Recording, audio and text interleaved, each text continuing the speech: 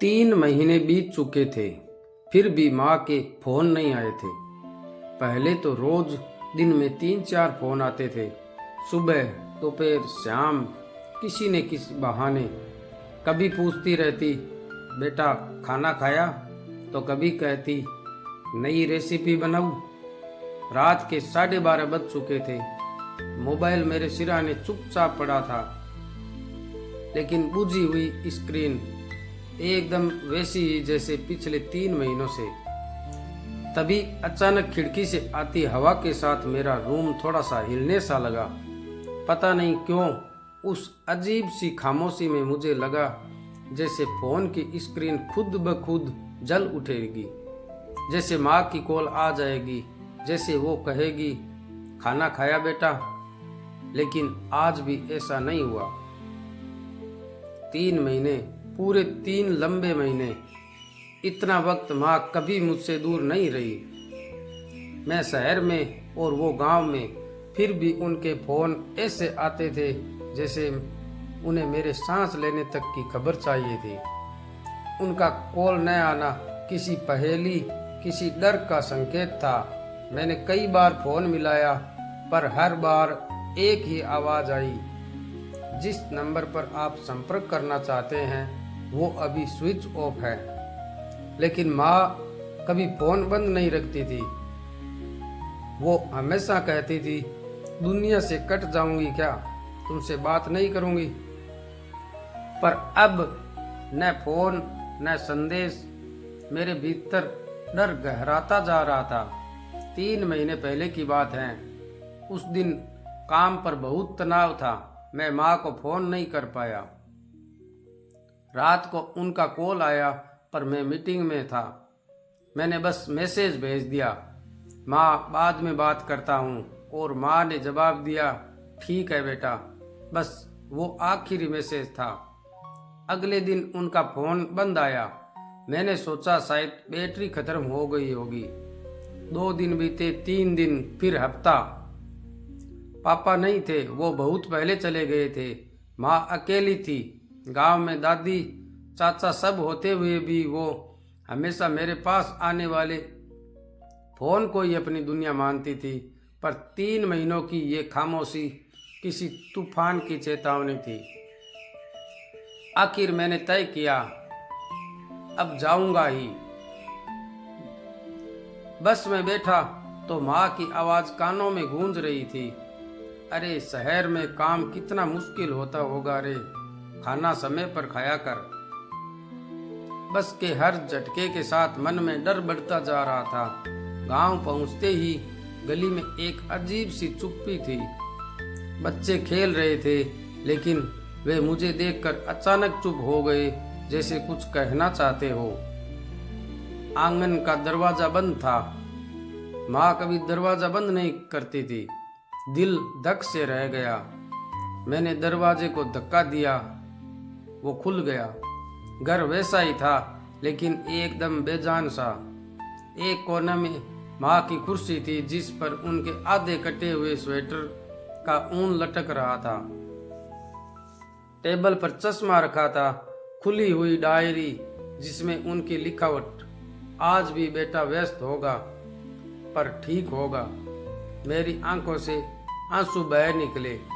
मैंने पड़ोस वाली विमला आंटी को आवाज दी। वो दौड़ी आई। मुझे देखकर उनकी आंखें झुक गई और बोली, बेटा तूने फोन क्यों नहीं उठाई इतने दिन? आंटी माँ कहाँ है? मैंने कांपती हुई आवाज में पूछा। उनके होठ थरथराए।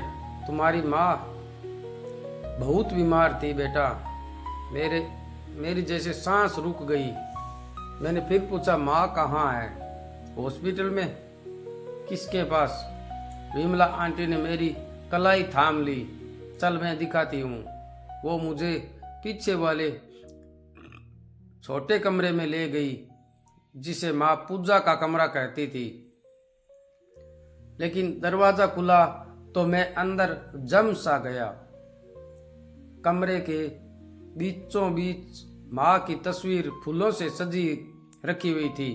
लाल चुनरी ओढ़ाए माँ की मुस्कुराती तस्वीर। सामने अगरबत्ती की खुशबू और जलता हुआ दिया। दुनिया जैसे मेरे पैरों तले फट गई हो। मैं जमीन पर गिर पड़ा। नहीं, ये झूठ है। माँ मुझे छोड़कर नहीं जा सकती। आंसू, चीखे, पछतावा सब एक साथ फूट पड़ा। विमला आंटी रोती हुई बोली, बेटा तुझे बुलाया था, बहुत बुलाया था। तेरी माँ रोज कहती थी मेरे बेटे को मत डराना, उनके काम में परेशानी आएगी। वो आएगा मेरे पास, बस उसके एक फोन कॉल का इंतजार है। लेकिन तूने कभी फोन कॉल नहीं उठाया बेटा। मेरी आत्मा जैसे चीख उठी। मैंने सिर माँ की तस्वीर से लगा दिया। माँ बस एक बार बुला लेती। विमला आंटी ने डायरी के पन्ने मेरी ओर बढ़ाए। माँ की लिखावट थी, कांपती टूटी हुई, हर पन्ना जैसे एक तीर था। आज सांस फूल रही है। डॉक्टर कह रहा है कि दिल कमजोर हो गया है, पर मैं बेटे को नहीं बताऊंगी, उसे परेशान नहीं करूंगी। वो फोन करेगा तो बता दूंगी कि मैंने नींबू का अचार बनाया है, उसे बहुत पसंद है। पन्ना पलटा। दूसरे पन्ने में आज बहुत डर लग रहा है, कहीं ऐसा न हो कि मैं उसे आखिरी बार भी देख न पाऊं।